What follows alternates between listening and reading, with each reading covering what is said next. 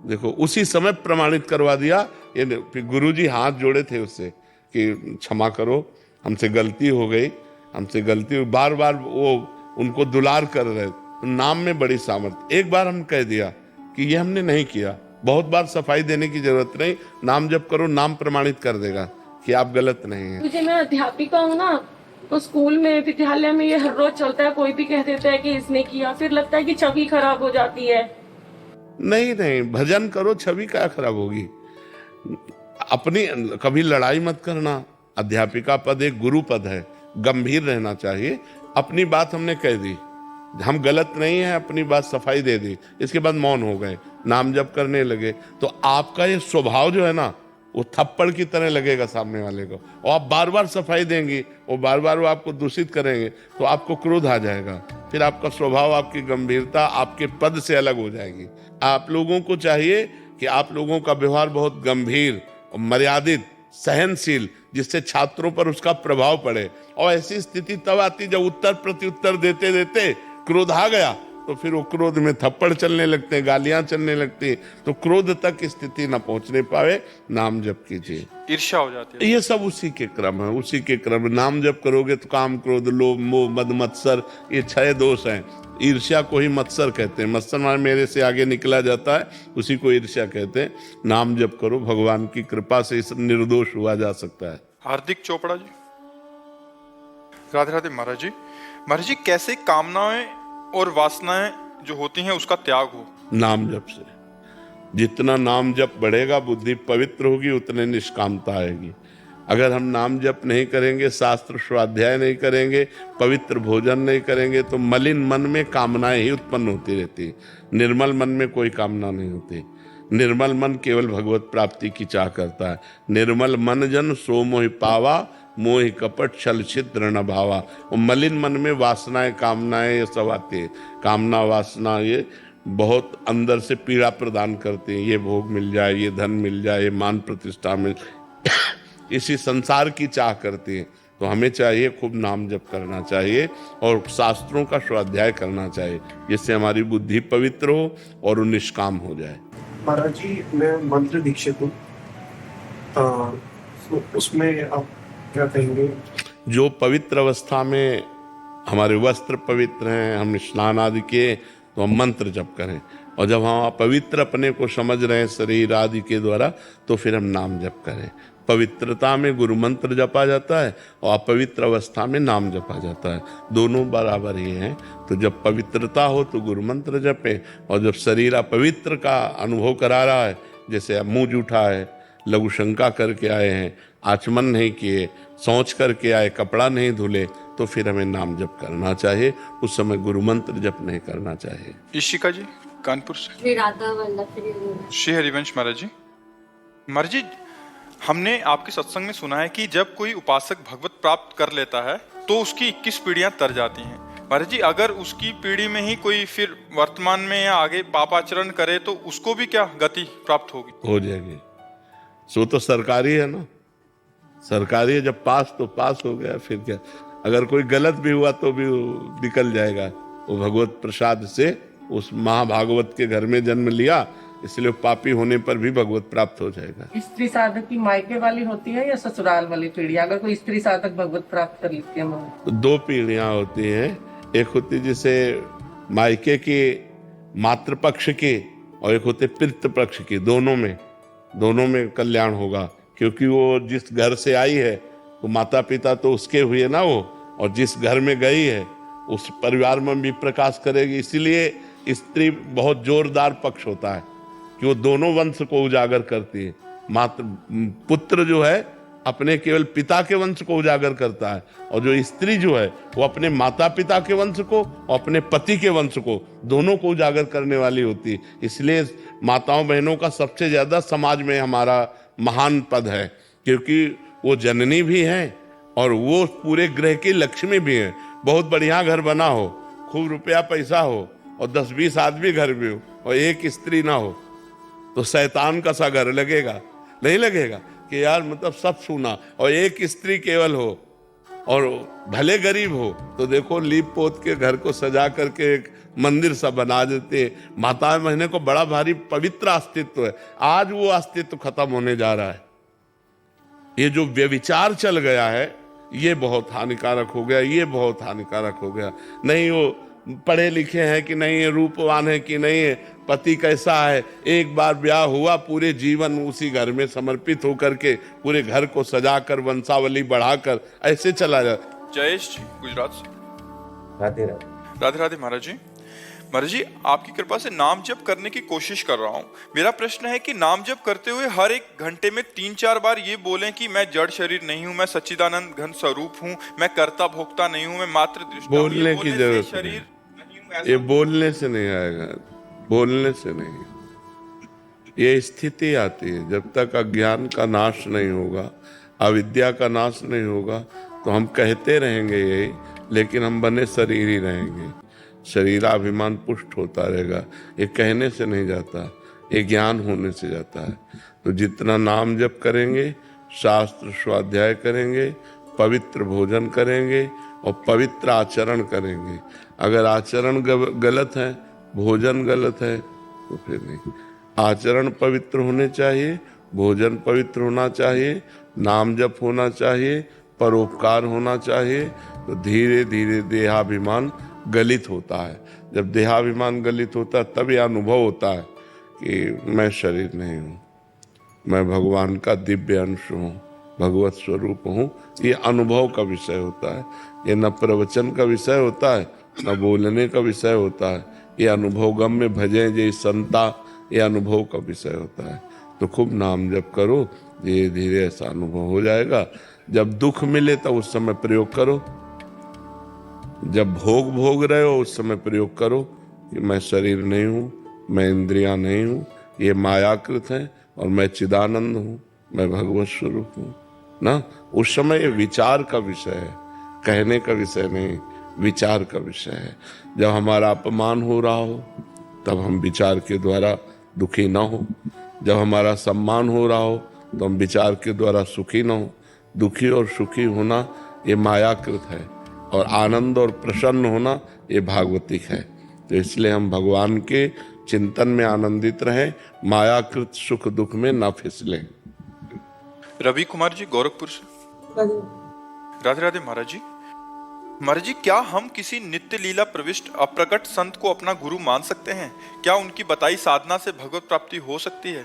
लेकिन हम चल नहीं पाएंगे ना। हमको प्रकट में शासन की भी आवश्यकता है और दुलार की आवश्यकता है। अब वो तो भगवान में लीन हो गए, अब हमारा शासन कौन करेगा, हमें दुलार कौन करेगा? हमें प्रकट में माँ की तरह गुरुदेव चाहिए, जिनके चरणों में बैठकर हम अपनी कमियों का निवेदन कर सकें, उनसे बचने का उपाय प्राप्त कर सकें, और जिनसे हमें भय हो कि अगर हमें गलती हो गई तो गुरुदेव सभा में डांटेंगे, गुरुदेव हमको दंड देंगे, गुरुदेव हमसे बेरुखी कर लेंगे। हमको ऐसा जीवन बनाना है कि मेरे गुरुदेव प्रसन्न रहें और उनके चरणों में जाके बैठ पावे। नहीं तो भगवान को किसी ज्ञान की आवश्यकता है क्या? लेकिन उन्होंने संदीपनी जी को गुरु बनाया, वशिष्ठ जी को गुरु बनाया, और आप नीचे बैठे, उनको ऊपर बैठाया। जिनकी श्वासों से वेदों का प्रादुर्भाव होता है, उन भगवान को विद्या अध्ययन की क्या जरूरत है? लेकिन उन्होंने भी प्रगट में गुरु बनाया ना। तो हमें लगता है कि हमें प्रगट में गुरु बनाना चाहिए और नित्य लीला जो प्राप्त महापुरुष हैं उनके वचनों को पढ़ना चाहिए, उनकी आज्ञा का पालन करना चाहिए। पर प्रगट में हमें प्रगट गुरु की आवश्यकता है। भगवान दास जी कबीरपंथी। महाराज जी आप कह रहे हैं कि आप कहीं विधायक हैं, वहाँ सेवा मुझे जनता की करनी पड़ती है, मैं अधिकतर समय उसी सेवा में गुजर जाता है। मुझे एहसास होता है कि जो समय मुझे परमार्थ में देना चाहिए वो मैं देने में असमर्थ हो रहा हूँ। तो महाराज जी मुझे क्या करना चाहिए? हाँ, वो परमार्थ बना लीजिए। व्यवहार को परमार्थ बना लिया जाता है, क्योंकि व्यवहार को हमें करना ही पड़ेगा। मान लो आप तो विधायक हैं, पर किसी के पिता भी हैं, किसी के पति भी हैं, किसी के पुत्र भी हैं, किसी के भाई हैं।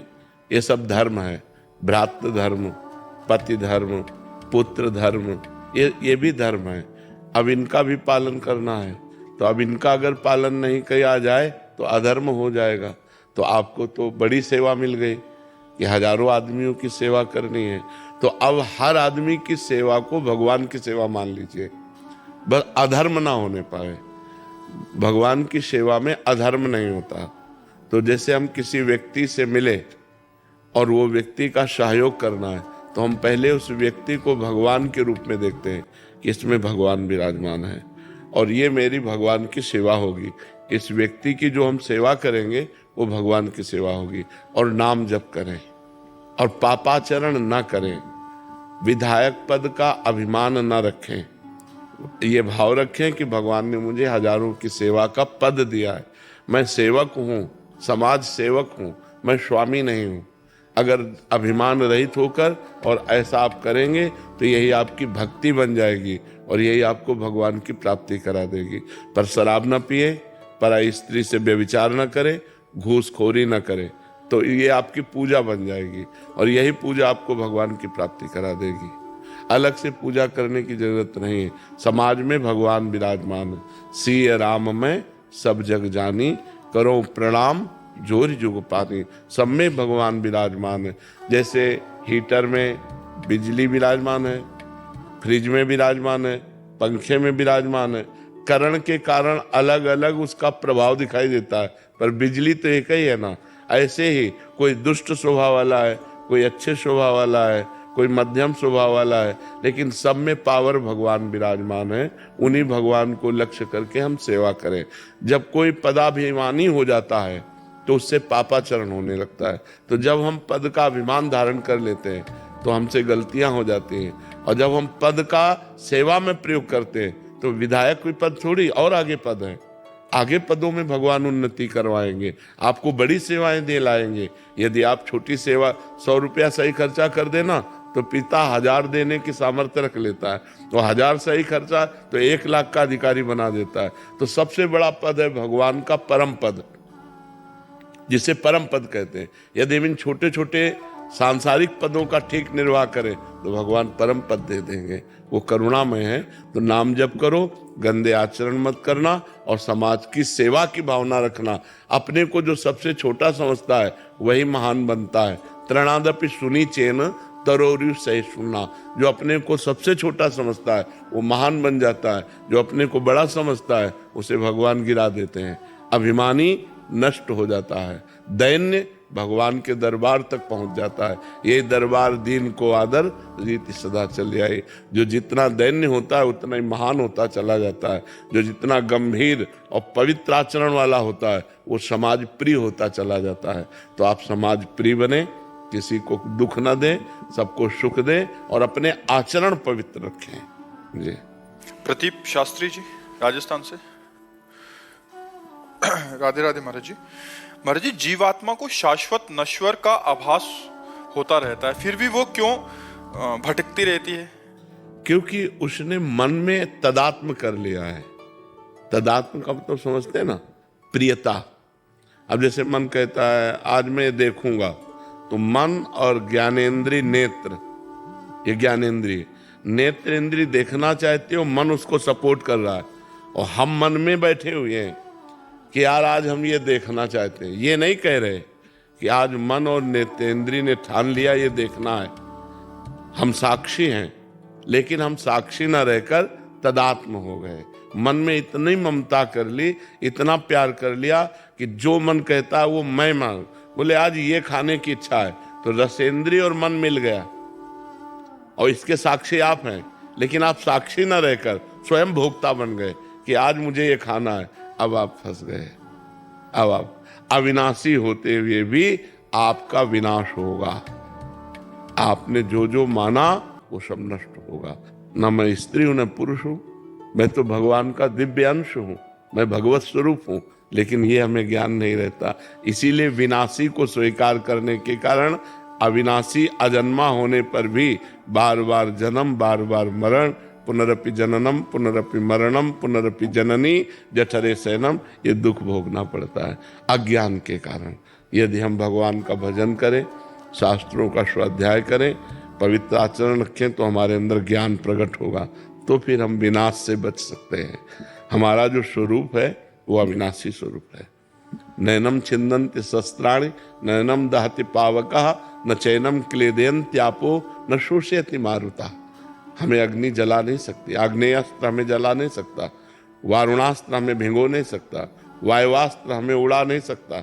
हम अविनाशी हैं, पर इस विनाशी शरीर में ममता हो जाने के कारण, मन बुद्धि चित्त अहंकार में तदात्म हो जाने के कारण हमारी दुर्गति हो रही है। अजन्मा का जन्म हो रहा है, अविनाशी मारा जा रहा है। भ्रमवश तो जासु कृपा सब भ्रम मिट जाई, गिरजा सोई कृपाल रघुराई। जिनकी कृपा से सब भ्रम नष्ट हो जाता है, उन भगवान का आश्रय लें और खूब भजन करें, तो हम अपने स्वरूप को पहचान लेंगे। मम दर्शन फल परम अनूपा, जीव पाव निज सहज स्वरूपा। भगवान का साक्षात्कार के बिना ये काम नहीं बनेगा, इसलिए खूब नाम जप करो जी। हमने लोगों से सुना था कि झरने परोपकारी होते हैं जी। हमने शास्त्रों में पढ़ा है कि नदियां दूसरों के लिए सब देती है, वृक्ष भी दूसरों के लिए जी। लेकिन इस धरती पर फिलहाल जो संजोग जी। आपने हमें धन्य कर दिया, पूरी धरती जब तो हो गई ऐसा लग रहा है महाराज जी। जी। आपका करोड़ों करोड़ रोमकूपों में जी। करोड़ों करोड़ जीवा डालकर भी जी। हम आपकी जय नहीं बोल सकते। जी। इतना आपने जगत का मंगल कर दिया। जी। भगवान निमित्त हमें बना करके करवा रहे, करने वाले भगवान है। करे करावे आप सब, जने बड़ाई दे। वो अपने दास की बड़ाई करवाते हैं और करते आप सब हैं। भगवान स्वयं करते हैं, हम तो एक निमित्त मात्र हैं। निमित्त, जैसे भगवान ने अर्जुन से कहा कि तुम गांडीव पर प्रत्यंचा चढ़ाओ, तुम निमित्त मात्र बनोगे, मैं काल स्वरूप होकर सबका संहार करूंगा, विजय तुम्हारी होगी, नाम तुम्हारा होगा और काम हम करेंगे। ऐसे ही भगवान जैसे साधु वेश है तो उनका दास है, तो जगत मंगल वो कर रहे हैं और यश हो रहा प्रेमानंद का। कर भगवान रहे, भगवान का सारा करे करावे आप सब और जने बढ़ाई दे, बस बात ये है।